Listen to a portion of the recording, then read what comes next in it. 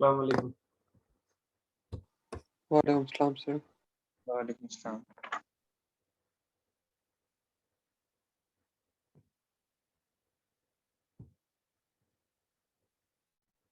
और आप लोगों को कोई था ना?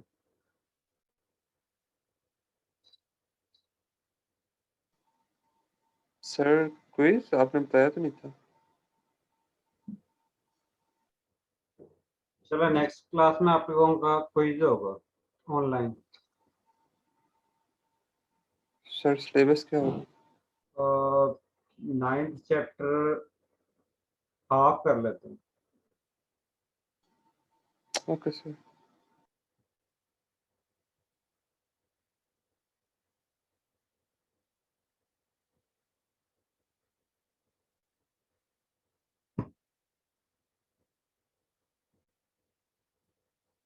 अब्दुल मन्नान। अब्दुल मन्नान, अजवा, अजवा मनाल, अलीजा, अलीजा बशारत,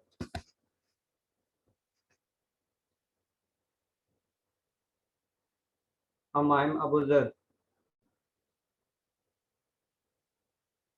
हमाइम अबूजर, हंसा याकूब,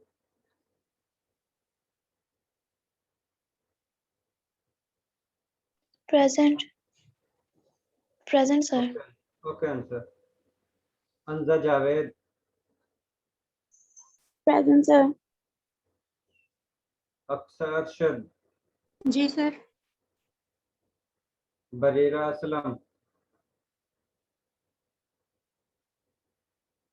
Bareera Aslam, Fiza baby, Present, sir. Hadia Zainab, Present, sir. Javeria Javed, Present, sir. Khadija Hafeez, Khadija Hafeez, Kinza Faqeer, Yes, sir. कनीज Fatima, Present, sir. Maryam Mahmood, Present, sir. मारवा Abid, Marwa Abid,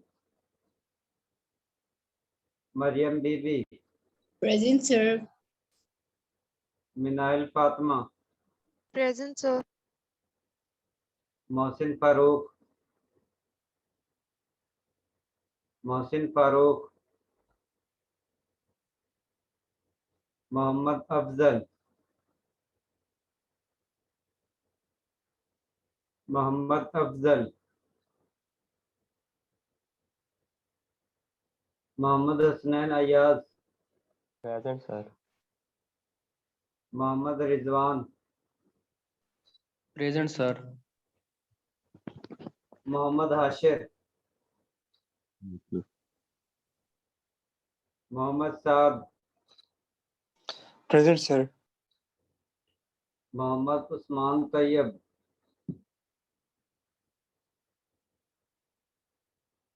Mohammad Usman Tayyab, Muzayyan, Present, sir. Nadeem Hasan,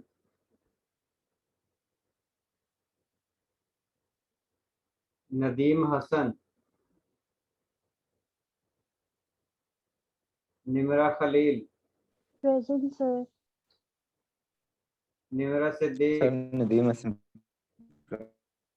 sorry, Nimra Siddique,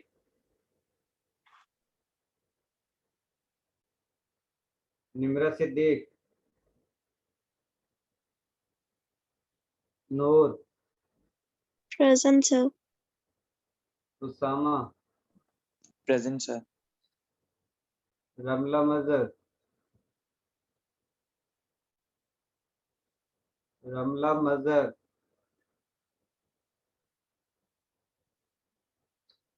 जिदा Zainab,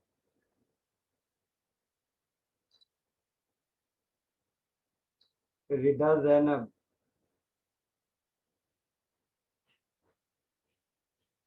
Rumaisa Nadeem, Present, sir. Saba Akram, Present, sir. Samiullah, Samiullah, Sana Asghar, Present, sir. Soha Shahzad, Present, sir. Syed Present, Aun sir. Raza, okay sir, Syed Aun Raza,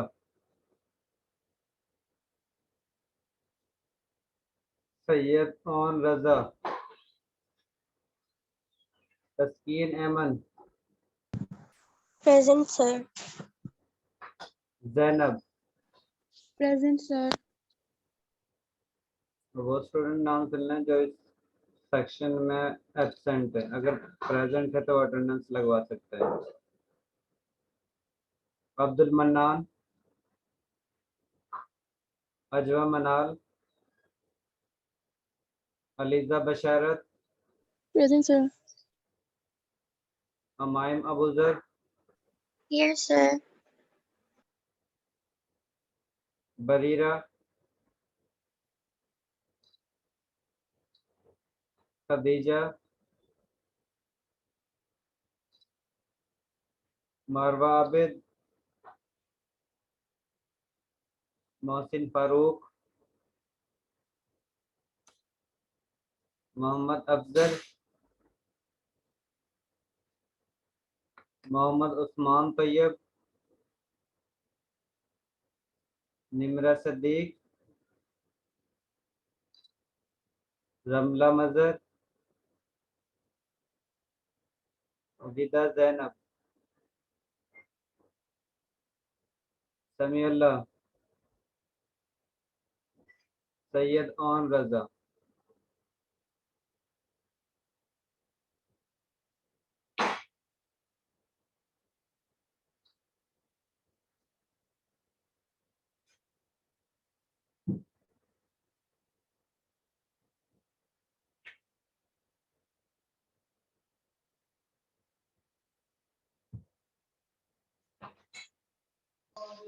अस्सलाम वालेकुम सर। सर मेरा N2 सेक्शन है। यार N2 section ही मेरे ख्याल में शायद खत्म हो गया है। ये देखें मेरे पास N2 सेक्शन नहीं है, सिर्फ लैब का है। सर पिछली क्लास में भी मेरा नहीं था हुआ और मेरा डिस्कनेक्ट हो गया था, तो अब भी मेरा नहीं होगा। तो मुझे लिंक भी आपका ही हमजा आ रहा है, किसी दूसरा लिंक भी कोई नहीं आ रहा। हमजा ये ना हो किसी और क्लास में ऐड हो। एक मिनट, दूसरे सेक्शन जो है वो भी चेक कर लेते हैं, हो सकता है किसी और में आप ऐड हो चुके होंगे। मैंने तो किसी में अप्लाई भी नहीं किया सर। टाइम वगैरह तो कलेक्शन ही आज था। तो ये हमजा यूब, मेरा जी सर प्रेजेंट। हमजा यूब आप ई सेक्शन में हो। कौन सा ई? और इस पी पी और इसकी टाइमिंग चलिए जो सर है मैं मेरी बात सुन ले हमजा, इसकी टाइमिंग जो है वो जी ट्यूसडे सर। एंड फ्राइडे 3:30 बजे है। ठीक है सर, मैं देख जी थैंक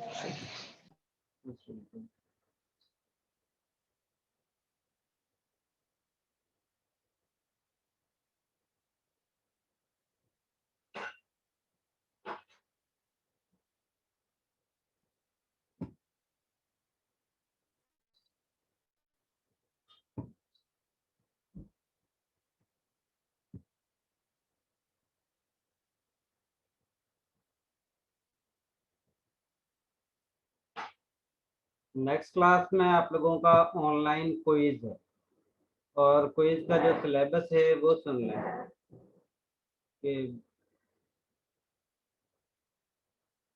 47 और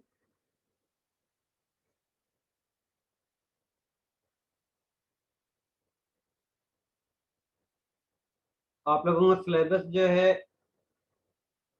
द स्टैंडर्ड सॉरी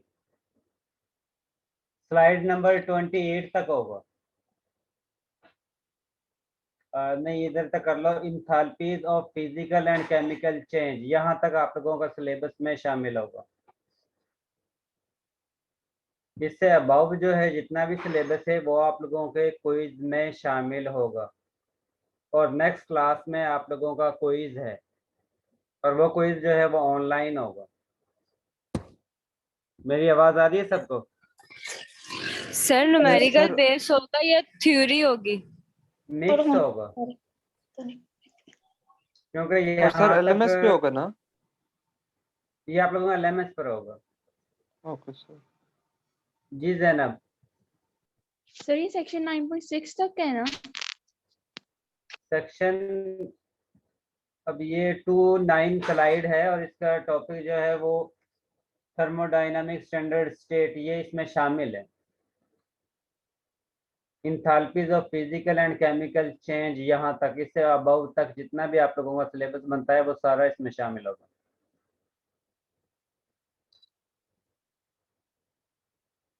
इसमें जो न्यूमेरिकल किए हैं एक्सरसाइज से या वैसे प्रैक्टिस के लिए, और जितने भी आप लोगों के टॉपिक इसमें शामिल होते हैं वो सारे आप लोगों का सिलेबस क्विज में शामिल होगा।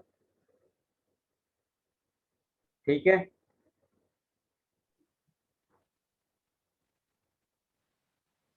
सर तब कोई आपके हैंड बाद सर कोई हैंड रिटन करके फिर सबमिट करवाना है एलएमएस सर?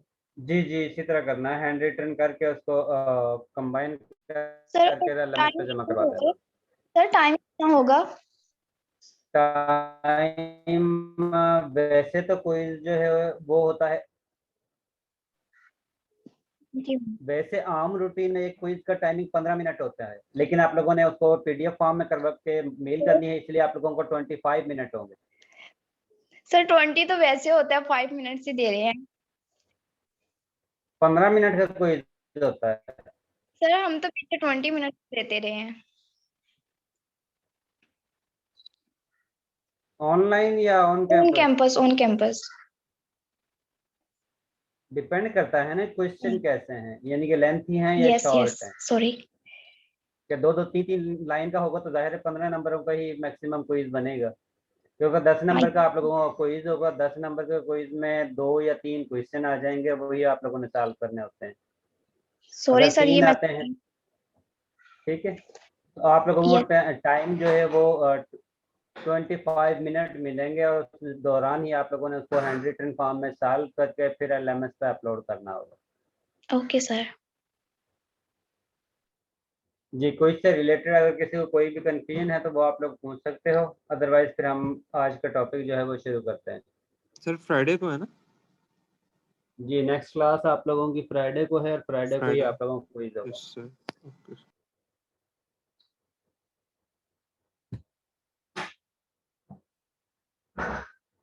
लास्ट टाइम हमने 9 चैप्टर जो है वो कंप्लीट कर लिया था, आज हमने चैप्टर नंबर 10 जो है वो स्टार्ट करना है, जिसमें आप लोगों ने गैस मॉलिक्यूल के बिहेवियर के बारे में स्टडी करना है कि गैस मॉलिक्यूल का बिहेवियर किस तरह का होता है और इनको हम किस तरह, या डिफरेंट साइंटिस्ट ने इसके बिहेवियर के बारे में डिफरेंट थ्योरी जो पेश की हैं उनके बारे में हमने स्टडी करना है।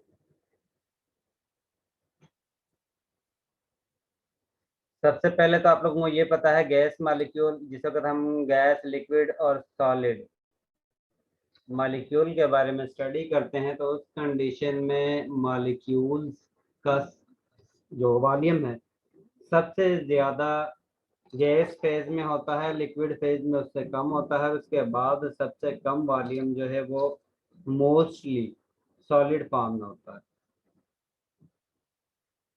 यहाँ पर आप लोगों ने जो स्टडी करना है वो ये है कि आप लोगों के गैस मॉलिक्यूल की मूवमेंट किस तरह की होती है, और जिस वक्त वो मूवमेंट शो करते हैं तो उस कंडीशन में जो भी उनके रास्ते में कोई भी सॉलिड मटेरियल या कोई भी एटम या मॉलिक्यूल आता है तो उस कंडीशन में ये उनके साथ कोलिजन शो करते हैं, और उस कंडीशन में जिस वक्त ये कोलिजन शो करते हैं तो बेसिकली ये फोर्स अप्लाई करते हैं। अब वो फोर्स कम भी हो सकती है, ज़्यादा भी हो सकती है, वो डिपेंड करता है कि मॉलिक्यूल की स्पीड ज़्यादा है या कम है, और इसके साथ वो डिपेंड करता है कि वो कितनी मर्तबा कोलिजन करता है, वो कितनी मर्तबा टकराता है, और उसकी बेस पर हम बता सकते हैं कि मॉलिक्यूल की वजह से जो प्रेशर है वो कम है या ज़्यादा है, और हम किस तरह मॉलिक्यूल्स का प्रेशर को कैलकुलेट करते हैं, किस तरह मॉलिक्यूल्स जो हैं, जो गैस मॉलिक्यूल हैं वो आइडियल बिहेवियर शो करते हैं या नहीं करते, इन सभी के बारे में हमें नंबर 10 में स्टडी करना है। इसमें सबसे पहला काम तो ये है कि आप लोगों को ये पता होना चाहिए कि गैस के मॉलिक्यूल की काइनेटिक एनर्जी कम होती है या ज्यादा होती है, और वो कौन कौन सी स्पीशी हैं या कौन कौन से फैक्टर हैं जिनकी वजह से उनके एनर्जी जो है वो इंक्रीज होती है या डिक्रीज होती है, जिनकी वजह से डायरेक्ट उनकी काइनेटिक एनर्जी पर अफेक्ट होता है। ये तो हमें पता है कि मॉलिक्यूल, गैस मॉलिक्यूल जो है वो कंटिन्यूअसली रैंडमली मूवमेंट शो कर रहे होते हैं और हर डायरेक्शन में वो अपनी मर्जी से मूव कर सकते हैं, और जब भी वो किसी भी सरफेस के साथ, किसी भी वॉल के साथ टकराते हैं तो उस कंडीशन में वो फोर्स अप्लाई करते हैं, और जो वो फोर्स अप्लाई करते हैं अगर उस फोर्स की मिकदार कम है तो इसका मतलब है कि उसकी वजह से प्रेशर जो है वो भी कम यूज होगा, अप्लाई होगा, और अगर फोर्स की वैल्यू ज्यादा है तो इसका मतलब है कि प्रेशर जो है वो भी ज्यादा ही जनरेट होगा। अब फोर्स किस चीज पर डिपेंड करती है? यहाँ पर फोर्स जो है डिपेंड करती है कि उनकी मूवमेंट क्या है, उनके एक्सेलरेशन ज्यादा है या कम है, उनकी वेलोसिटी ज्यादा है या कम है। क्योंकि अगर उनकी वेलोसिटी ज्यादा होगी तो इसका मतलब है उनके वजह से या काइनेटिक एनर्जी उनकी ज्यादा होगी, और जिस वक्त मॉलिक्यूल्स की काइनेटिक एनर्जी ज्यादा होगी तो उस कंडीशन में वो ज्यादा फोर्स के साथ, और जिस वक्त वो ज्यादा फोर्स के साथ कोलिजन शो करेंगे इसका मतलब है कि वो ज्यादा प्रेशर ही एक्सर्ट करेंगे, और अगर वो कम फोर्स के साथ वॉल के साथ टकराते हैं तो इसका मतलब है कि वो कम प्रेशर एक्सर्ट करेंगे। इससे हम ये कह, जी साहब। सर उनके आपस में जो कोलिजन्स होंगी उनकी वजह से प्रेशर होगा, जो मॉलिक्यूल्स के आपस में कोलिजन्स होंगे।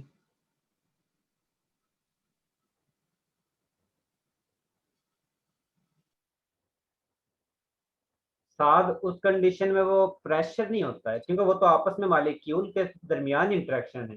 प्रेशर जब भी हम चेक करते हैं वो इस बेस पर चेक करते हैं कि ये जो वॉल है या जो आपका एरिया है उसके साथ वो कितनी कोलिजन शो करते हैं, या वो कितनी फोर्स के साथ जो रीजन मौजूद है, जो आप लोगों ने स्पेस दी होती है उसमें से वो बाहर निकल सकती है। जिस ओके वक्त वो सर, आपस थैंक यू। में कोलिजन करती हैं तो उस कंडीशन में जस्ट वो अपनी एनर्जी को एक दूसरे को ट्रांसफर करती हैं। ठीक है। Okay sir, thank you. और प्रेशर हम कहते हैं कि फोर्स पर यूनिट एरिया को हम प्रेशर कहते हैं। इसका मतलब है कि अगर एरिया कम है तो उस कंडीशन में प्रेशर जो है वो ज्यादा होगा, या फोर्स ज्यादा है तो उस कंडीशन में प्रेशर की वैल्यू ज्यादा होगी। अब फोर्स मॉलिक्यूल की किस वक्त ज्यादा हो सकती है? जिस वक्त इनकी काइनेटिक एनर्जी ज्यादा होगी। इसका काइनेटिक एनर्जी का मतलब है कि उनकी वेलोसिटी ज्यादा होगी। इसलिए हम कह सकते हैं मॉलिक्यूल्स का प्रेशर उस वक्त ज्यादा होगा जिस वक्त उनके काइनेटिक एनर्जी ज्यादा होगी। और काइनेटिक एनर्जी आप लोगों को पता है कि जिस वक्त हम सॉलिड, लिक्विड और गैस को कंपेयर करते हैं तो गैस के मॉलिक्यूल्स की काइनेटिक एनर्जी ज्यादा होती है एज कंपेयर टू लिक्विड, और लिक्विड के मॉलिक्यूल की ज्यादा होती है as compare to solid molecule. और जिस वक्त हम बात करते हैं गैस के मॉलिक्यूल के दरमियान तो उस कंडीशन में हम ये चेक करते हैं कि किन के दरमियान फोर्स ऑफ इंटरेक्शन कम है और किन मॉलिक्यूल के दरमियान फोर्स ऑफ इंटरेक्शन ज्यादा है। क्योंकि प्रेशर का इंटरमॉलिक्यूलर फोर्सेस के साथ इनवर्स रिलेशन है। अगर इंटरमॉलिक्यूलर फोर्सेस ज्यादा होती हैं तो उस कंडीशन में प्रेशर कम होगा, और अगर इंटरमॉलिक्यूलर फोर्सेस कम है तो उस कंडीशन में प्रेशर ज्यादा होगा। यहां तक क्लियर है? Yes sir. यहाँ पर आप लोगों के सामने एक गैस को फिल किया हुआ है क्यूबिक सिस्टम के अंदर। इसके बाद वो कहता है कि जिस वक्त हम इसमें गैस को फिल करते हैं तो गैस मॉलिक्यूल जो हैं वो हर डायरेक्शन में मूव कर रही होती है। कुछ की डायरेक्शन राइट साइड पर होती है, कुछ की लेफ्ट साइड पर, कुछ की अप साइड अपवर्ड डायरेक्शन में होती है, कुछ किसी की जो है वो डाउनवर्ड डायरेक्शन में होती है। इसका मतलब है कि जिस साइड से भी वो इस वाल के साथ टकराएंगे उस कंडीशन में वो प्रेशर एक्सर्ट करेंगे। अब प्रेशर जो है वो हर डायरेक्शन में सेम होता है, क्योंकि हमारे पास गैस की मिकदार जो गैस के मॉलिक्यूल हैं उनकी कंसंट्रेशन हर एरिया में, हर रीजन में एक जैसी होती है। अब एक जैसी होगी तो इसका मतलब है कि अगर 10 मॉलिक्यूल इस डायरेक्शन में वाल के साथ कोलिजन शो करते हैं तो 10 मॉलिक्यूल ही राइट साइड वाली जो वाल है उसके साथ कोलिजन शो करेंगे। इसी तरह 10 मॉलिक्यूल्स जो हैं अपवर्ड डायरेक्शन में मूव करेंगे और उस कंडीशन में अपवर्ड जो वाल है उसके साथ कोलिजन शो करेंगे। इसी तरह डाउनवर्ड जो लेयर है, सरफेस है या वाल है, उसके साथ भी 10 मॉलिक्यूल ही कोलिजन शो करेंगे। तो इस लिहाज से हम ये कह सकते हैं गैस की कंसंट्रेशन हर रीजन में सेम होती है, जिसकी वजह से हर डायरेक्शन में प्रेशर एक्सर्ट हो रहा होता है और उस कंडीशन में हर डायरेक्शन में प्रेशर की वैल्यू भी सेम होती है। इसी वजह से हम इसको होमोजीनियस कहते हैं, क्योंकि गैस मॉलिक्यूल की कंसंट्रेशन जो है वो इस क्यूबिक सिस्टम में हर जगह पर सेम होती है। इसके साथ मॉलिक्यूल्स के दरमियान, गैस के मॉलिक्यूल के दरमियान स्पेस बहुत ज़्यादा होती है। स्पेस बहुत ज़्यादा होने की वजह से अगर हम एक्सटर्नल प्रेशर जिस वक्त अप्लाई करते हैं तो उस कंडीशन में अगर ये एक्सटर्नल प्रेशर जो है उसकी वैल्यू ज़्यादा हो और इंटरनल प्रेशर की वैल्यू कम हो तो उस कंडीशन में ये वॉल्यूम जो है वो डिक्रीज होना शुरू हो जाएगा। वॉल्यूम डिक्रीज होगा तो उस कंडीशन में हम ये कह सकते हैं कि गैस के मॉलिक्यूल जो है वो कंप्रेसिबल है, क्योंकि इनके दरमियान स्पेस बहुत ज़्यादा होती है और अगर हम एक्सटर्नल प्रेशर को इंक्रीज करते हैं तो उस कंडीशन में इनका वॉल्यूम जो है वो कम होना शुरू हो जाता है। इसी वजह से हम कहते हैं कि गैस के मॉलिक्यूल जो हैं वो कंप्रेसिबल होते हैं, तो उनको हम आसानी से कंप्रेस कर सकते हैं, उनका वॉल्यूम को हम आसानी से रेड्यूस कर सकते हैं, क्योंकि उनके दरमियान स्पेस जो है वो बहुत ज़्यादा होती है। जिस तरह अब ये मॉलिक्यूल है, इसके दरमियान और इसके दरमियान ये इतनी स्पेस मौजूद है।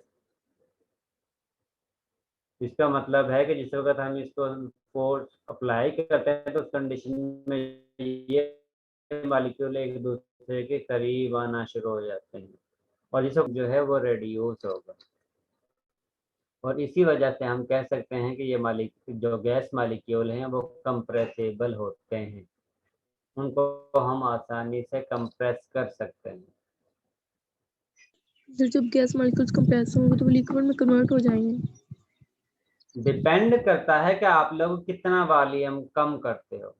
अगर आप लोग गैस का वॉल्यूम बहुत ज़्यादा कम करते हो तो उस कंडीशन में वो आपस में उनकी नंबर ऑफ कोलिजन इंक्रीज होंगी और जिस वक्त नंबर ऑफ कोलिजन इंक्रीज होंगी तो उस कंडीशन में चांस बनता है कि मॉलिक्यूल जो हैं वो गैस फेज से लिक्विड फेज में कन्वर्ट हो जाए, क्योंकि वो डिपेंड करता है कि उनके दरमियान जो इंटरमॉलिक्यूलर फोर्सेस जो हैं वो कितनी हैं, कम हैं या ज़्यादा हैं। क्योंकि इंटरमॉलिक्यूलर फोर्सेस होंगी तो तभी वो गैस मॉलिक्यूल से लिक्विड फेज में कन्वर्ट होंगे। अगर आप लोग उतना वॉल्यूम प्रेशर जो है अप्लाई नहीं करते जिसकी वजह से इनके दरमियान इंट्रैक्शन जनरेट नहीं होती तो उस कंडीशन में ये गैस फेज से लिक्विड फेज में कन्वर्ट नहीं होंगे। और हर गैस के लिए डिफरेंट प्रेशर की अमाउंट होती है। जिस तरह आप लोग कहते हैं ना हर गैस का बॉइलिंग पॉइंट जो है वो डिफरेंट होता है, इसी तरह उनको प्रेशर या कंप्रेसिबिलिटी फैक्टर जो है वो भी हर गैस का डिफरेंट होता है। अगर आप लोग उतना प्रेशर अप्लाई करते हो तो तभी गैस के मॉलिक्यूल एक दूसरे के करीब आते हैं, अदरवाइज वो एक दूसरे के करीब नहीं आते। ये चीज क्लियर है? सर जी यस सर। सर जो आपने वो बताया था कि जो चारों सरफेस पे इक्वल प्रेशर लगेगा, ये किसी भी क्लोज सरफेस में होगा या सिर्फ क्यूब में होगा? नहीं, हर जो क्लोज्ड सिस्टम है उसमें इसी तरह का होगा। हर क्लोज सिस्टम में, चाहे वो कोई जी सिलेंडर हो या कुछ भी हो। जी। Okay sir, thank you sir. अब हम कहते हैं कि प्रेशर जो है वो फोर्स पर यूनिट एरिया है। अगर आप लोग मालिक्यूल की क्वांटिटी सेम रखते हो, यानी कि 100 मालिक्यूल हैं तो 100 ही मालिक्यूल होंगे उसके अंदर, सिस्टम के अंदर, ठीक है। अगर उसका वॉल्यूम पहले सपोज जो है वो 100 सेंटीमीटर क्यूब था और उसको आप लोग रिड्यूस करके 10 सेंटीमीटर क्यूब करते हो वॉल्यूम को, तो जिस वक्त वॉल्यूम कम होगा इसका मतलब है एरिया जो है वो भी कम होगा, और जिस वक्त एरिया कम होगा उस कंडीशन में मॉलिक्यूल के पास मूवमेंट का जो स्पेस है जिसमें वो मूव कर रहे होते हैं वो कम हो जाती है। तो उस कंडीशन में उनके नंबर ऑफ कोलिजन जो है वो इंक्रीज हो जाती है। जिस तरह आप लोग क्लास जो है मैक्सिमम जो क्लास की स्ट्रेंथ है वो 50 होती है कि जो एक रूम में बैठ सकते हैं। अगर एक क्लास में स्ट्रेंथ जो है वो 70 हो और दूसरी क्लास में स्ट्रेंथ जो है वो 30 हो, तो जाहिर है जिसमें 70 की स्ट्रेंथ होगी और 50 की उसमें कैपेसिटी है, जिस वक्त उनको कंबाइन करके बिठा देते हैं, फोर्सफुली बिठा देते हैं, एक दूसरे के साथ मर्ज करके बिठा देते हैं, तो उस कंडीशन में क्लास के अंदर डिस्टरबेंस ज़्यादा होती है कि जो स्टूडेंट हैं वो आपस में गपशप ज़्यादा करते हैं और टीचर की जो टीचर पढ़ा रहा होता है उसको केयरफुली नहीं सुनते हैं। लेकिन अगर उनकी स्ट्रेंथ जो है वो कम हो तो उस कंडीशन में स्टूडेंट जो है वो आपस में बातें नहीं करते। इसी तरह मॉलिक्यूल का जिस वक्त उनका जो वॉल्यूम है या एरिया जो है जिस वक्त कम किया जाता है तो उस कंडीशन में मॉलिक्यूल्स ज़्यादा कोलिजन करते हैं, बॉल के साथ ज़्यादा टकराते हैं, और जिस वक्त मॉलिक्यूल बॉल के साथ ज़्यादा टकराएंगे इसका मतलब है कि वो ज़्यादा ही प्रेशर एक्सर्ट करेंगे, क्योंकि प्रेशर जो है वो नंबर ऑफ कोलिजन पर डिपेंड करता है और इसके साथ फोर्स पर डिपेंड करता है कि कितनी एनर्जी के साथ मॉलिक्यूल वॉल के साथ टकराते हैं। अगर नंबर ऑफ कोलिजन जो है वो इंक्रीज होती हैं तो उस कंडीशन में भी प्रेशर इंक्रीज होगा, और जिस वक्त उनकी काइनेटिक एनर्जी इंक्रीज होती है मॉलिक्यूल की तो उस कंडीशन में भी प्रेशर जो है वो इंक्रीज होगा। इसका मतलब है कि अगर हम एरिया को कम करते हैं तो उस कंडीशन में भी प्रेशर इंक्रीज होगा, और जिस वक्त हम एरिया को ज़्यादा करते हैं तो उस कंडीशन में प्रेशर जो है वो रिड्यूस होगा, बशर्ते कि आप लोग मॉलिक्यूल की अमाउंट जो है वो सेम रखते हो उस वक्त, ठीक है। इसका मतलब है कि हम फोर्स को इंक्रीज, जो फोर्स है वो प्रेशर के डायरेक्टली प्रोपोर्शनल है और प्रेशर जो है वो एरिया के इनवर्सली प्रोपोर्शनल है, यानी कि अगर एरिया इंक्रीज करते हो तो प्रेशर जो है वो डिक्रीज होगा, अगर एरिया को कम करते हो तो उस कंडीशन में प्रेशर जो है वो इंक्रीज होगा। ये चीज़ क्लियर है? Yes yes sir. सर।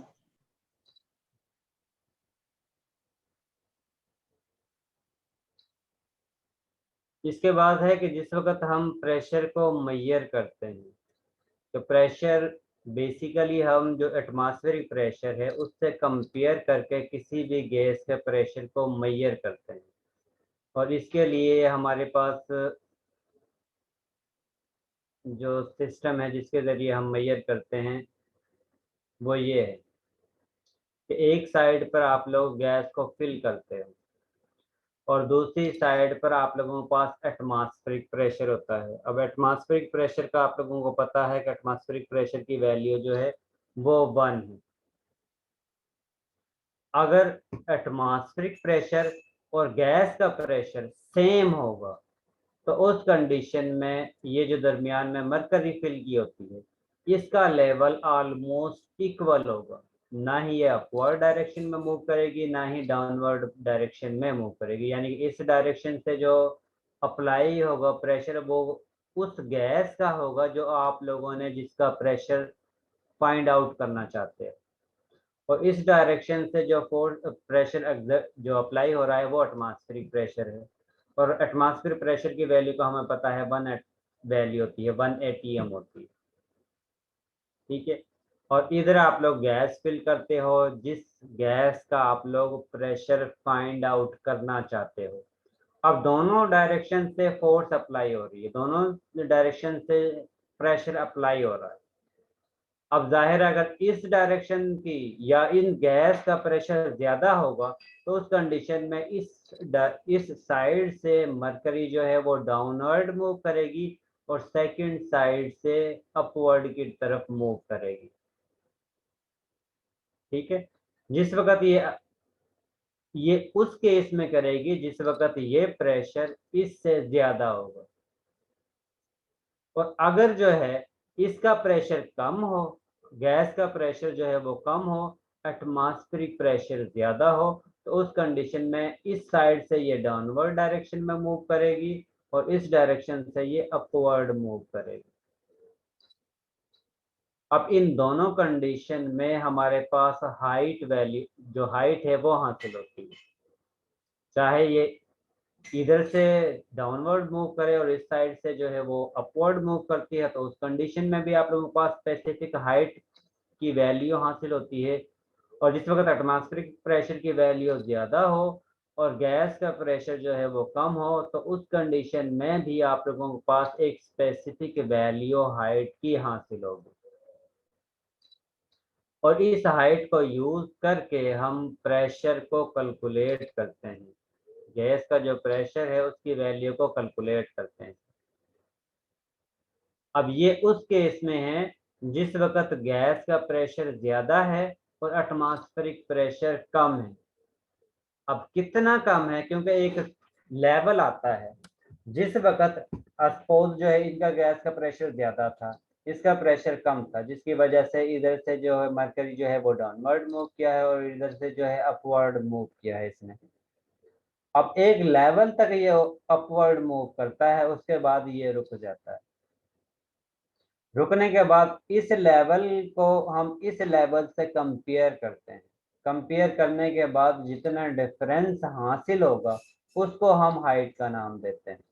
यानी कि यहाँ से लेकर इसको हम मेजर कर लेते हैं कि ये चीज यहाँ तक हासिल हुई है, इसका लेवल जो है इसके इक्वल आता है। तो ये वाली जो चीज है जिसकी वजह से मरकरी इस डायरेक्शन में अपवर्ड डायरेक्शन में मूव किया है, तो यहाँ से लेकर यहाँ तक की जो हाइट है उसको हम मेजर करते हैं। अब ये जो है वो हाइट है, या ये कह सकते हो इतनी हाइट या इसका प्रेशर इतना ज्यादा है कि अगर आप लोग इस प्रेशर में एटमॉस्फेरिक प्रेशर में ये जो मरकरी का प्रेशर है इसकी वजह से भी तो प्रेशर होगा ना जिसकी वजह से ये डाउनवर्ड मूव कर रही होगी, या हाइट की वैल्यू, इस हाइट की वैल्यू को अगर आप लोग इस प्रेशर में एटमॉस्फेरिक प्रेशर में ऐड करते हो तो तब इसकी वैल्यू इस प्रेशर के इक्वल होगी, गैस जो है उसके प्रेशर के इक्वल होगी। मेरी बात समझ आ रही है? Yes sir. मैं ये कहना चाह रहा हूँ जिस वक्त आप लोगों के पास क्योंकि यहाँ पर आप लोग गैस का जो प्रेशर है उनका कंपटीशन हो रहा है। अब एक डायरेक्शन में जो है गैस का मालिक्यूल या प्रेशर जो है वो ज्यादा है और एक डायरेक्शन में जो है वो कम है। जिस तरह आप लोग कंपटीशन करते हो, रस्साकशी का मुकाबला होता है, तो एक डायरेक्शन में जिस दोनों ही अपोजिट डायरेक्शन में फोर्स अप्लाई कर रहे होते हैं। अब यहाँ पर भी दोनों फोर्सेस जो हैं प्रेशर जो है वो अपोजिट डायरेक्शन में एक दूसरे के मुखालिफ हैं। अब जिस डायरेक्शन में फोर्स कम होगी, जिस वक्त रस्साकशी का कंपटीशन होता है, तो उस कंडीशन में जिसकी फोर्स ज्यादा होगी उस डायरेक्शन में रस्से ने मूव करना शुरू कर देना है। और कितना मूव करता है वो डिपेंड करता है कि सेकंड की निस्बत फर्स्ट वाले की कितनी फोर्स ज्यादा है। अगर आप लोगों के पास सेकंड के फोर्स ज्यादा है और फर्स्ट की कम है, तो उस कंडीशन में जितनी फोर्स ज्यादा होगी फर्स्ट वाले की, तो सेकंड में अगर आप लोग उतनी फोर्स अप्लाई कर देते हो तो रास्ता जो है ना ही राइट साइड पर मूव करता है ना ही लेफ्ट डायरेक्शन में मूव करता है, क्योंकि दोनों की फोर्स जो है वो इक्वल हो जाएगी। यहाँ पर भी हम इसी तरह प्रेशर को कैलकुलेट करते हैं। हम कहते हैं कि इसका प्रेशर ज्यादा था एटमॉस्फेरिक प्रेशर से, कि ये हमने गैस का प्रेशर लिखा है, इसके साथ जो है एटमॉस्फेरिक प्रेशर लिखा है। अब कितना गैस का प्रेशर ज्यादा था या कितना एटमॉस्फेरिक प्रेशर ज्यादा था, जो ज्यादा क्वांटिटी या गैस का जो एटमॉस्फेरिक प्रेशर है जितनी वैल्यू कम थी, अगर हम उसको इसमें ऐड कर देते हैं एटमॉस्फेरिक प्रेशर में, तो उस कंडीशन में ये मरकरी जो है वो किसी भी डायरेक्शन में मूव नहीं करता और वो प्रेशर जो है हमें हाइट से हासिल होता है और उसको हम उस डायरेक्शन में ऐड करते हैं जिस डायरेक्शन से जिस साइड पर प्रेशर कम होगा। ये उस कंडीशन में है जिस वक्त एटमॉस्फेरिक प्रेशर जो है वो कम है और गैस का प्रेशर ज्यादा है, तो उस कंडीशन में हमने ये प्रेशर जो है हाइट जो है हमने ऐड की है एटमॉस्फेरिक प्रेशर में। और अगर ऐसा केस होता कि आप लोगों के पास एटमॉस्फेरिक प्रेशर की वैल्यू ज्यादा होती और गैस का जो प्रेशर है उसकी कम होती, तो उस कंडीशन में इस मरकरी ने इस डायरेक्शन में मूव करना था और उस कंडीशन में सपोज आप लोगों के पास ये वैल्यू इसी तरह की ये वैल्यू यहाँ तक आप लोगों के पास एटमॉस्फेरिक लेवल की आती और इस डायरेक्शन से आप लोगों के पास यहाँ तक मरकरी ने मूव करना था। अब इस कंडीशन में आप लोगों के पास गैस का प्रेशर कम है, तो इस वजह से हम इस वैल्यू को इसके साथ प्लस कर लिखते हैं। तो उस कंडीशन में यही प्रेशर या हाइट जो है वो गैस के मॉलिक्यूल का जो प्रेशर है उसके साथ प्लस करके लिखते और उस कंडीशन में ये दोनों का सम जो है वो इक्वल होता एटमॉस्फेरिक प्रेशर के। सर सम करके लिखनी है? क्योंकि हमने बैलेंस करते हैं ना, इक्वल का मतलब होता है कि ये बैलेंस है। बैलेंस उस वक्त होगी क्योंकि एक लेवल तक ये मूव करता है, लेवल के बाद ये फर्दर मूव नहीं करता है, वहां पर रुक जाता है। अब इसका मतलब है कि वहां तक तो इसका ये वाला लेवल जो है वो तो लेवल हो गया कि इनकी वैल्यू इक्वल है। अब जो डिफरेंस है वो यहाँ से लेकर यहाँ तक है। अब इस वैल्यू को अगर हम उस डायरेक्शन में ऐड करते हैं कि जिस डायरेक्शन से प्रेशर कम अप्लाई हो रहा है, तो ये बैलेंस हो जाता है। ये वाली जो वैल्यू है वो बिल्कुल सेम एग्जैक्ट इक्वल आ जाती है क्योंकि उस कंडीशन में ये जो प्रेशर है वो इक्वल हुआ है। इसी वजह से हम उस प्रेशर को या हाइट को उस डायरेक्शन में ऐड कर देते हैं जिस साइड पर प्रेशर कम होगा, चाहे वो एटमॉस्फेरिक प्रेशर हो चाहे वो गैस का प्रेशर हो। ठीक है सर हम यूं नहीं कर सकते कि मतलब जिस तरह pressure of gas minus pressure of h is equal to pressure of atmosphere, इस फार्मूला से अगर शिफ्ट करके इस तरह नहीं कर सकते मतलब? यानी कि इसको दूसरी साइड पर जाकर माइनस कर दें, जी सर। इस तरह भी कर सकते हो, आपकी मर्जी है, जिस तरह मर्जी आप कर सकते हो, आप लोगों का आंसर सेम ही आएगा। अगर आप लोग इसको दूसरी साइड पर लेकर जाते हैं तो उस कंडीशन में ये माइनस होगा, तो उस कंडीशन में भी इसका आंसर यही आएगा। लेकिन डिपेंड करता है ना कि आप लोगों का लेवल इस डायरेक्शन में अपवर्ड जा रहा है या इस डायरेक्शन में अपवर्ड जा रहा है। सर नहीं मतलब अगर जो गैस का प्रेशर है वो कम हो और एटमॉस्फेरिक ज्यादा हो, तो फिर हमें एटमॉस्फेरिक प्रेशर करना होगा ना, तो हम एच को प्रेशर ऑफ गैस के साथ प्लस करेंगे ना। तो अगर इस नहीं फार्मूला के अकॉर्डिंग नहीं, ये बात है कि अगर ये लेवल, क्योंकि इस डायरेक्शन में तो ये एटमॉस्फेरिक वाली साइड पर मूव कर रहा है, अगर ये लेवल इस तरफ मूव करता तो इसका मतलब था कि आप लोगों के पास एटमॉस्फेरिक प्रेशर की वैल्यू ज्यादा है और इसकी वैल्यू कम है।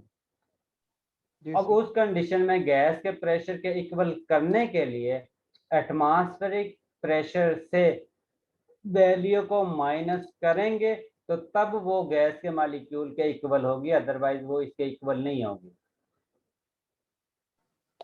Okay sir. ठीक है, क्योंकि अगर उसमें अगर आप लोग मजीद ऐड करोगे तो वो तो प्रेशर और भी ज्यादा हो जाएगा, तो वो तो इक्वल नहीं होगा। इसलिए हमने ये देखना है कि गैस का प्रेशर किस डायरेक्शन में ज्यादा है, गैस का प्रेशर ज्यादा है या एटमॉस्फेरिक प्रेशर ज्यादा है, और उसकी मदद से फिर हम सेकंड का प्रेशर फाइंड आउट करते हैं। अब प्रेशर को फाइंड आउट करने के लिए डिफरेंट यूनिट यूज करते हो आप लोग। जी साहब। सर जिस तरह हमें प्रेशर ऑफ गैस दिया हो और प्रेशर ऑफ एच दिया और प्रेशर ऑफ एटमॉस्फेयर फाइंड करना हो, तो हम एच को उस तरफ ले जाके माइनस करके प्रेशर ऑफ एटमॉस्फेयर फाइंड कर सकते हैं ना इसी फार्मूला में। जी बिल्कुल सेम इसी तरह कर सकते हो। Okay sir, thank you. अब जब प्रेशर को आप लोग फाइंड आउट करते हो, अब जाहिर है प्रेशर जो है वो डिफरेंट जगह पर डिफरेंट लेवल के जरिए करते हो। यहाँ पर आप लोगों के पास जो एग्जांपल दी हुई है वो दी हुई है कि जिस वक्त आप लोगों के पास गैस का प्रेशर ज्यादा हो और एटमॉस्फेरिक प्रेशर कम हो, यानी कि बाहर वाला जो एटमॉस्फेरिक प्रेशर 1 होता है, ये तो आप लोगों को पता है। अगर आप लोगों के पास एटमॉस्फेरिक प्रेशर की वैल्यू कम हो और गैस का प्रेशर ज्यादा हो, तो उस कंडीशन में ये इस डायरेक्शन से डाउनवर्ड मूव करेगा और एटमॉस्फेरिक वाली साइड पर अपवर्ड मूव करेगा मरकरी जो है। और अगर आप लोगों के पास एटमॉस्फेरिक प्रेशर की वैल्यू ज्यादा हो और गैस का प्रेशर कम हो, तो उस कंडीशन में ये एटमॉस्फेरिक प्रेशर वाली साइड से डाउनवर्ड मूव करेगा और गैस मॉलिक्यूल के जो प्रेशर है उस डायरेक्शन में अपवर्ड मूव करेगा। और उस कंडीशन में हमारे पास हाइट जो है वो हासिल हो जाती है और दोनों की वैल्यू अपोजिट होती है, एक की राइट साइड पर है तो दूसरी की लेफ्ट साइड पर है। इसी वजह से हम इसको जो पहली इक्वेशन है, एक में हम प्लस करते हैं और एक में हम इसको माइनस करके इसको कैलकुलेट कर सकते हैं। ठीक है। अब प्रेशर की वैल्यू जिस वक्त हम कैलकुलेट करते हैं, क्योंकि प्रेशर आप लोग डिफरेंट यूनिट के जरिए कैलकुलेट करते हो, क्योंकि हर जगह पर सेम यूनिट ही यूज नहीं करते, डिफरेंट यूनिट यूज करते हो। वो डिपेंड करता है कि कहाँ पर आसानी से किस यूनिट को आप लोग यूज कर सकते हो। मोस्टली जो यूज करते हैं वो 1 एटमॉस्फेरिक प्रेशर यानी कि सी लेवल से मेजर करते हैं। और उस कंडीशन में अगर आप लोग प्रेशर को एटीएम में यूज करते हो तो उस कंडीशन में इसकी वैल्यू जो है वो 1 होगी। और अगर आप लोग इसके यूनिट को यूज करते हो पास्कल में, तो उस कंडीशन में इसकी वैल्यू 101325 होगी। और अगर आप लोग यूज करते हो किलो पास्कल का यूनिट, तो उस कंडीशन में इसकी वैल्यू 101.325 होगी। और अगर आप लोग यूज करते हो मिलीमीटर ऑफ मरकरी में, तो उस कंडीशन में इसकी वैल्यू जो है 760 मिलीमीटर ऑफ मरकरी होगी। ये सी लेवल की बात कर रहे हैं कि सी लेवल में जहां पर हमारे पास एग्जैक्ट जो एटमॉस्फेरिक प्रेशर है उसकी वैल्यू 1 होती है, तो उस कंडीशन में ये 1 एटमॉस्फेरिक प्रेशर जो है वो अगर वो इक्वल होता है 101325 पास्कल के, और ये इक्वल होता है 101.325 किलो पास्कल के, और ये 1 एटमॉस्फेरिक प्रेशर इक्वल होता है 760 मिलीमीटर ऑफ मरकरी के, और 1 एटमॉस्फेयर प्रेशर जो है वो इक्वल होता है 29.92 इंचेस ऑफ मरकरी के। 1 एटमॉस्फेयर प्रेशर जो है वो इक्वल होता है 760 टॉर के, और 1 एटमॉस्फेयर प्रेशर इक्वल होता है 14.7 पाउंड पर स्क्वायर इंच के।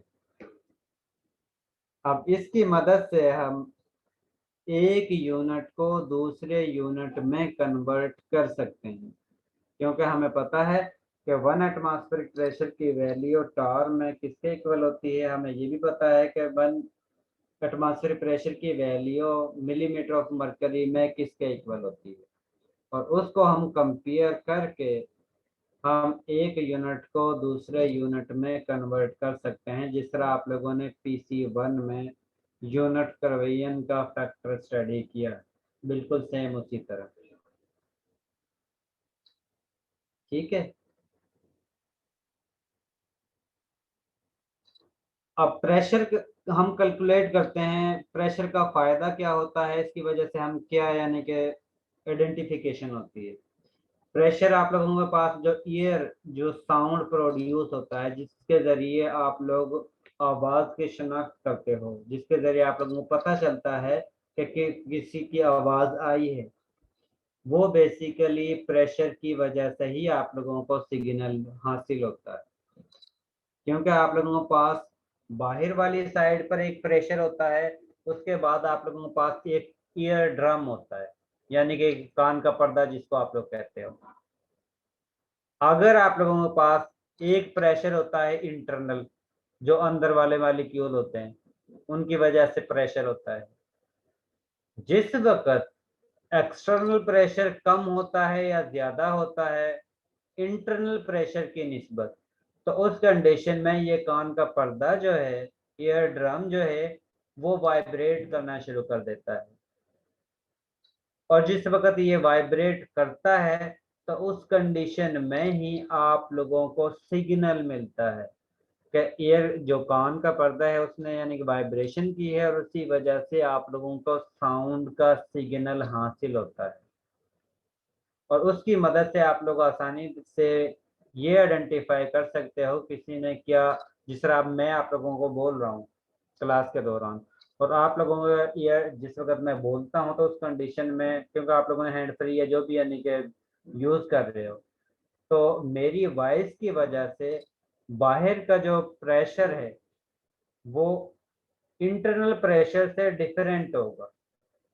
और जिस वक्त एक्सटर्नल और इंटरनल प्रेशर में डिफरेंस क्रिएट होगा तो उस कंडीशन में ही ये पर्दा जो है वो वाइब्रेट करना शुरू कर देता है। और जिस वक्त ये ईयर ड्रम जो है वो वाइब्रेट करता है तो उस कंडीशन में ही आप लोगों को सिग्नल जो है वो प्रोड्यूस होता है।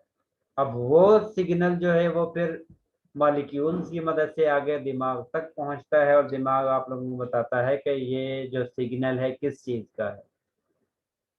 और उसकी मदद से आप लोग आसानी से आइडेंटिफाई कर लेते हो कि किसी स्टूडेंट ने आप लोगों से क्या कहा है, आप लोगों को बुरा भला कहा है या आप लोगों को अच्छे अल्फाज में याद किया है। ठीक है, इसका Yes, मतलब sir. है प्रेशर की मदद से हम आवाज को सुन सकते हैं। अगर प्रेशर का सिस्टम ना हो तो उस कंडीशन में आवाज को सुन नहीं सकते। ये चीज क्लियर है। Yes, sir. अब इसके साथ जिस वक्त गैस के मॉलिक्यूल की क्वांटिटी ज्यादा होती है या कम होती है तो उस कंडीशन में प्रेशर जो है वो भी चेंज होता है। जिस तरह बाद रिएक्शन के अंदर मॉलिक्यूल्स की क्वांटिटी जो है वो रिएक्टेंट से प्रोडक्ट की ज़्यादा होती है, बाद ऐसे रिएक्शन भी होते हैं जिसमें रिएक्टेंट की क्वांटिटी जो है वो ज़्यादा होती है और प्रोडक्ट की क्वांटिटी कम होती है। तो उस कंडीशन में प्रेशर की वैल्यू जो है वो भी चेंज होती है। इसका मतलब है कि रिएक्शन जिस वक्त होगा बैलेंस्ड केमिकल इक्वेशन की मदद से हम ये आइडेंटिफाई कर सकते हैं कि किस मॉलिक्यूल की वजह से प्रेशर ज़्यादा हो सकता है और किन मॉलिक्यूल की वजह से प्रेशर कम हो सकता है। इसके साथ हम ये भी, जब भी हम बैलेंस केमिकल इक्वेशन लिखते हैं, हम ये भी उसके साथ आइडेंटिफाई करते हैं कि मॉलिक्यूल जो है वो गैस फेज में है, लिक्विड फेज में है या सॉलिड फेज में है। और उसकी मदद से भी हम आइडेंटिफाई कर सकते हैं कि इन मॉलिक्यूल्स की वजह से प्रेशर ज़्यादा एक्सर्ट होगा या कम होगा। अब एक एग्जांपल मैं आप लोगों को बताता हूँ कि किस तरह आप लोग इसको आइडेंटिफाई करते हो। यहाँ तक अगर कोई कंफ्यूजन है तो वो आप लोग पूछ सकते हो। सर प्रीवियस स्लाइड एक दफा शो कर दें।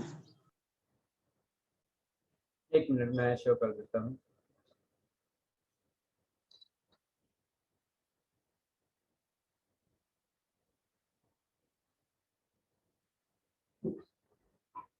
ये वाली नो सर, इससे आगे वाली।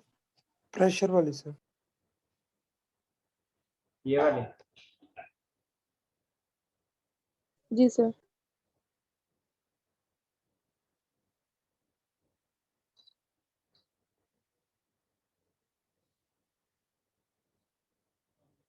जी सर हो गया, मूव कर लिया अब। ठीक है।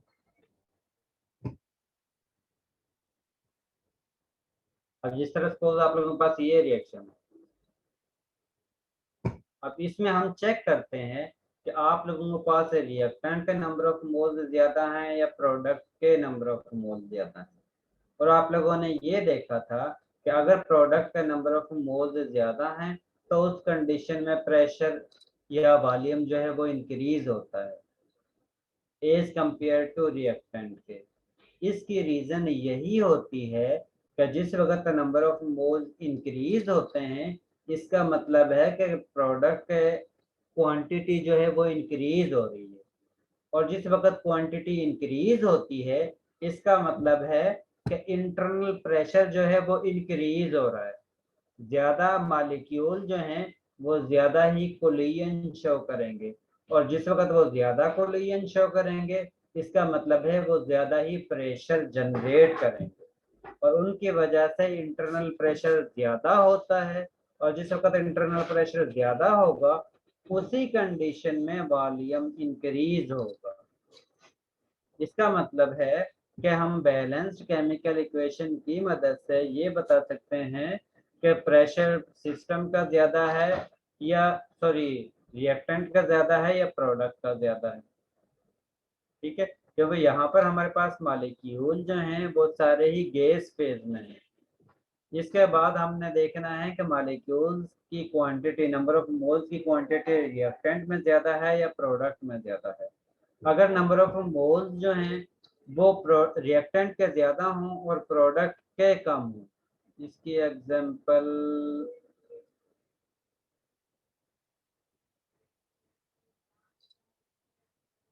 जिस तरह ये है। अब इसमें रिएक्टेंट की नंबर ऑफ मोल्स ज्यादा हैं और प्रोडक्ट के कम है, तो इसका मतलब है इन मॉलिक्यूल की वजह से प्रेशर जो है वो कम जनरेट होगा, और इन मॉलिक्यूल की वजह से रिएक्टेंट के मॉलिक्यूल की वजह से प्रेशर जो है वो ज्यादा जनरेट होगा, क्योंकि इनकी क्वांटिटी जो है वो ज्यादा है। ठीक है, और इसी वजह से जिस वक्त प्रेशर ज्यादा होगा इसका मतलब है कि इनका वॉल्यूम इंक्रीज होगा। बेसिकली वॉल्यूम इंक्रीज उसी वजह से होता है जिस वक्त इंटरनल प्रेशर, सिस्टम का प्रेशर इंक्रीज होता है। सर इसमें हम सी का प्रेशर तो नहीं देखेंगे ना? आपने सी को नहीं भी तो कर दिया। नहीं, मैंने वैसे ओवरऑल ये नहीं बताया है, ये टोटल रिएक्टेंट स्पीशी है, ओके इसलिए सर। मैंने सभी को जो है सराउंड किया। तो इस कंडीशन में हम, क्योंकि सबसे पहले प्रेशर ज्यादा जो होगा वो गैस मॉलिक्यूल की वजह से ही होगा, बाकी लिक्विड और सॉलिड की निस्बत नेग्लिजिबल होगा, और उसी की वजह से वॉल्यूम चेंज होता है। और जिस वक्त वॉल्यूम चेंज होगा, जी अलीजा, तो क्लीन की वजह से वॉल्यूम कैसे चेंज होगा? वॉल्यूम अगर क्लीन इफेक्टिव हुई तो वो तो लिक्विड में कन्वर्ट हो जाएंगे, और लिक्विड का वॉल्यूम तो गैस से कम होता है। अलीजा मैंने आपसे पहले भी बताया था, क्योंकि ये बड़ा बहुत ज्यादा जिस वक्त आप लोग प्रेशर अप्लाई करते हो उस कंडीशन में मॉलिक्यूल एक दूसरे के करीब आते हैं, और उस कंडीशन में ही वो लिक्विड में कन्वर्ट होते हैं, और इतना प्रेशर हम आसानी से अप्लाई नहीं कर सकते हैं। हम तो जस्ट ये कहते हैं जितना किलो का प्रेशर हमारे पास आ जाता है, 2 किलो का हो सकता है, 4 किलो का हो सकता है, 10 किलो का हो सकता है, उतना वजन हम डाल सकते हैं। 50 किलो का हम प्रेशर जो है वो अप्लाई कर सकते हैं।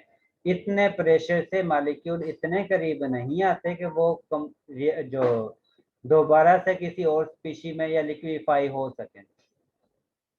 उसके लिए हमें लाजमी ये भी करना होता है लिक्विफाई करने के लिए कि हम उनके साथ साथ प्रेशर अप्लाई करने के साथ उनकी काइनेटिक एनर्जी को भी रिड्यूस करें, यानी कि उनके दरमियान जो काइनेटिक एनर्जी प्रोड्यूस हो रही है उनकी काइनेटिक एनर्जी को भी रिड्यूस करें, तब जाकर वो लिक्विफाई होंगे, वो लिक्विड फॉर्म में कन्वर्ट होंगे।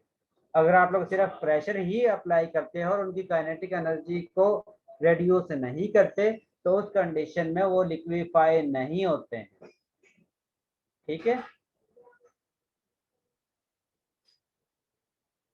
अलीजा ये बात समझ आ गई है? जी सर आ गई। यहाँ तक अगर किसी को कोई कंफ्यूजन है तो वो आप लोग पूछ सकते हो। हाँ सर।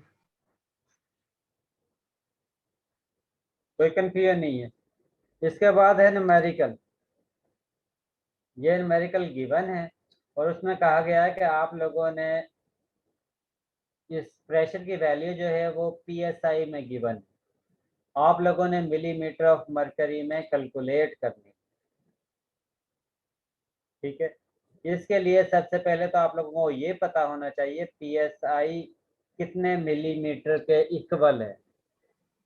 अगर आप लोगों को डायरेक्ट पता नहीं चलता कि ये किसके इक्वल है तो उस कंडीशन में आप लोगों ने पहले पीएसआई को एटीएम में कन्वर्ट करना है और उसके बाद एटीएम की वैल्यू जो हासिल होगी उसको मिलीमीटर ऑफ मरकरी में कन्वर्ट करना है और उस कंडीशन में आप लोगों के पास आंसर जो है वो हासिल हो जाएगा। अब इसमें लिखा हुआ है कि जिस वक्त आप लोग पीएसआई को चेक करते हो तो पीएसआई की वैल्यू जो है वो 14.71 एटमॉस्फेरिक प्रेशर के इक्वल होती है और 1 एटमॉस्फेरिक प्रेशर जो है वो 760 मिलीमीटर ऑफ मरकरी के इक्वल होती है। इसका मतलब है कि जिस वक्त आप लोगों ने इसको कन्वर्ट करना है तो उस कंडीशन में 132 को डिवाइड करना है 14.7 से, तो उस कंडीशन में ये एटीएम में कन्वर्ट होगा। ठीक है, और उसके बाद इस एटीएम को मिलीमीटर ऑफ मरकरी में कन्वर्ट करने के लिए आप लोगों ने उस वैल्यू को मल्टीप्लाई करना है 760 मिलीमीटर ऑफ मरकरी से। इसमें हम दो स्टेप को कंबाइन कर रहे हैं। पहले हम पीएसआई की वैल्यू को कन्वर्ट कर रहे हैं एटीएम में और एटीएम में हमें पता है कि 14.71 एटीएम के इक्वल होता है और हमारे पास पीएसआई की वैल्यू गिवन है। अगर हम इस वैल्यू को डिवाइड करते हैं 14.7 से तो उस कंडीशन में हमारे पास वैल्यू जो है वो एटीएम में हासिल होगी। उसके बाद हम उस एटीएम वैल्यू को कन्वर्ट करना चाहते हैं मिलीमीटर ऑफ मरकरी में। इसका मतलब है कि 1 इसके इक्वल है, 2 होगा तो इसको 2 से मल्टीप्लाई करेंगे, 3 होगा तो इसको 3 से मल्टीप्लाई कर देंगे। इसका मतलब है कि जो भी वैल्यू आप लोगों के पास एटीएम की हासिल हुई है उसको जस्ट आप लोगों ने 760 से मल्टीप्लाई करना है और मल्टीप्लाई करने के बाद आप लोगों के पास जो वैल्यू हासिल होगी वो आप लोगों के पास मिलीमीटर ऑफ मरकरी में हासिल होगी। इसका मतलब है कि अगर आप लोग किसी वैल्यू को डायरेक्ट किसी में कन्वर्ट नहीं कर सकते तो उस कंडीशन में हम इंटरमीडिएट यूज करते हैं, यानी कि पहले पीएसआई को आप लोगों ने एटीएम में कन्वर्ट किया, उसके बाद आप लोगों ने उस वैल्यू को कन्वर्ट किया मिलीमीटर ऑफ मरकरी में। ठीक है, ये चीज क्लियर है? Yes sir. तो उस कंडीशन में आप लोगों के पास वैल्यू जो है वो 6.82 इंटू 10⁻³ मिलीमीटर ऑफ मरकरी हासिल होती है।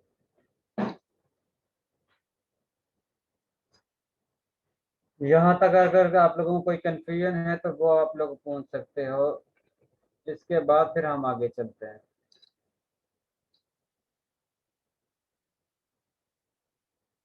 जी कोई कंफ्यूजन नहीं है? No sir. सर इसके बाद हमने प्रेशर का देख लिया, प्रेशर किस तरह कैलकुलेट करते हैं, इसके साथ यूनिट को किस तरह कन्वर्ट करते हैं और प्रेशर होता क्या है, प्रेशर किन की वजह से कम या ज़्यादा हो सकता है। इसके साथ और नहीं है आज के लिए इतना। आज के लिए इसके बाद नेक्स्ट लॉज आते हैं और लॉज जो हैं वो हम चलो नेक्स्ट क्लास में पढ़ लेंगे। इसमें अगर जी कोई भी सर। कंफ्यूजन है तो वो आप लोग पूछ सकते हो। इसको एक दफ़ा देख लो, चेक कर लो, अगर इसमें कोई भी कंफ्यूजन है तो वो आप लोग दोबारा से पूछ लो।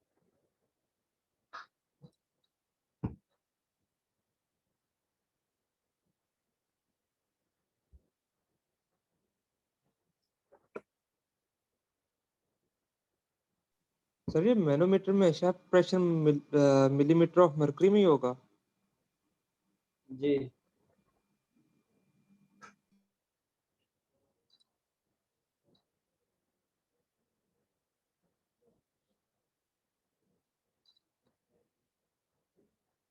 सर ये मिलीमीटर एच सी सर ये टॉर के इक्वल होता है, लेकिन हम मोस्टली इसमें लेते हैं मिलीमीटर एच जी में, टॉर में क्यों नहीं लेते?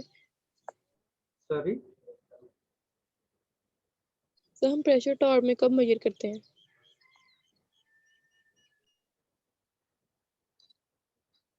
देखें, जिस तरह आप लोग ये देखते हो करेंसी का रेट, आप लोगों ने देखा है कि हर जगह पर करेंसी जो है वो डिफरेंट है।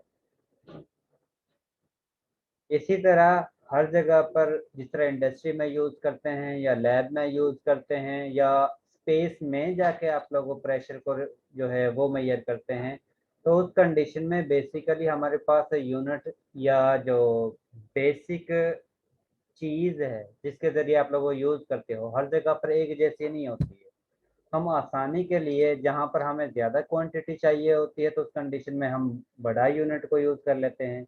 जहाँ हमें स्मॉल वैल्यू चाहिए होती है तो उस कंडीशन में हम स्मॉल वैल्यू को यूज़ करते हैं। वो हम अपनी आसानी के लिए यूज़ करते हैं कि कौन सा यूनिट हमारी आसानी के लिए, हमारी कैलकुलेशन के लिए ज़्यादा सूटेबल है। ये सर लेकिन लाजमी नहीं मिलीमीटर होता मर्करी और हर टॉर जगह। की वैल्यूज तो सेम है बिल्कुल। वैल्यू सभी की सेम है। अब ये नहीं है ना कि अब देखें डॉलर का रेट ऑलमोस्ट 160 है और यस हमारी सर। निस्बत यानी कि हमारी करेंसी जो है 160 रुपए होंगे तो वो $1 के इक्वल होगा। अब यस सर। हम वहां पर अमेरिका में कहना शुरू हो जाएं कि भाई यहाँ पर आप लोग जो हमारी करेंसी है, पाकिस्तानी करेंसी है, उसको यूज क्यों नहीं करते, इसके रीजन क्या है? तो उसकी जगह पर जहाँ पर आप लोग $1 यूज करते हो वहां पर आप लोग 160 रुपए यूज कर लो, तो वो अप्लाई करेंगे? No sir. इसी तरह यूनिट, क्योंकि बेसिकली मेजर करने के लिए, प्रेशर को मेजर करने के लिए हर कंट्री अपना अपना यूनिट यूज करता था। हर जगह पर जो है वो डिफरेंट यूज होती थी। तो उन्होंने तो ये जस्ट सम करके, मर्ज करके आप लोगों को बताया है कि किसी जगह पर ये यूनिट यूज हो रहा होगा, किसी जगह पर ये यूनिट यूज हो रहा होगा, किसी जगह पर ये यूनिट यूज हो रहा होगा। इसका मतलब ये नहीं है कि अगर ए 180 में है और कहीं किसी और कंट्री में वो टार को फोकस करते हैं, टार को मोस्टली यूज करते हैं, तो आप लोग ये कहना शुरू हो जाओगे नहीं नहीं हमने जो प्रेशर जब भी यूज करना है एटीएम में ही यूज करना है, हमने टार में यूज नहीं करना। ये बेसिकली हर कंट्री, अब देखें आप लोग करेंसी की कैलकुलेशन आसानी से कर सकते हो और जो अमेरिका यस। वाले हैं वो डॉलर की करेंसी को ज़्यादा यूज़ करते हैं, इसका मतलब है उसको वो ज़्यादा आसानी से हैंडल कर सकते हैं।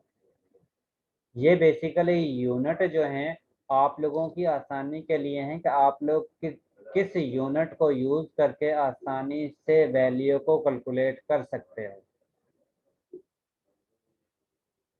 और ये डिपेंड करता है कि आप लोगों का इन्वायरमेंट कैसा है, तो उस लिहाज से हम यूनिट को यूज़ करते हैं। Okay sir. ठीक है, थैंक यू। कितना टाइम हो गया है? 5 मिनट रहते हैं सर।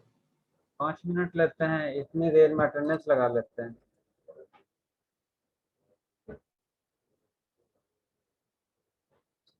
अब्दुल मन्नान, अब्दुल मन्नान है? अजवा मनाल? Yes, sir. Okay, Ajwa Manal present. Bareera Aslam? Present sir. Okay, Bareera आपकी भी अटेंडेंस हो चुकी है। खदीजा हाफिज? Present sir. खदीजा आपकी भी अटेंडेंस हो चुकी है। इसके बाद Maryam Mahmood, sorry Marwa Abid, Marwa Abid, Marwa Abid is absent. Mohsin Farooq, Mohsin Farooq, Mohsin Farooq is absent. Mohammad Afzal. Present, sir. Okay, Mohammad Afzal is present. Mohammad Usman Tayyab. Present, sir. Mohammad Usman की अटेंडेंस हो गई है। निमरा सदीक। Present, sir. निमरा सदीक की अटेंडेंस हो चुकी है। Ramla Mazhar. Ramla Mazhar. Ramla Mazhar is absent. Rida Zainab. Present, sir. Okay, Rida आपकी अटेंडेंस हो चुकी है। Saba Akram. Sorry, Samiullah. Present, sir. Okay, Saba आपकी अटेंडेंस हो चुकी है। समी आपकी भी अटेंडेंस हो चुकी है। इसके बाद है सैयद ओन रजा। Present, sir. ओके, सैयद आपकी भी अटेंडेंस हो चुकी है। चलिए, अब आप लोग लीव कर सकते हो। अल्लाह हाफिज सर। अल्लाह हाफिज।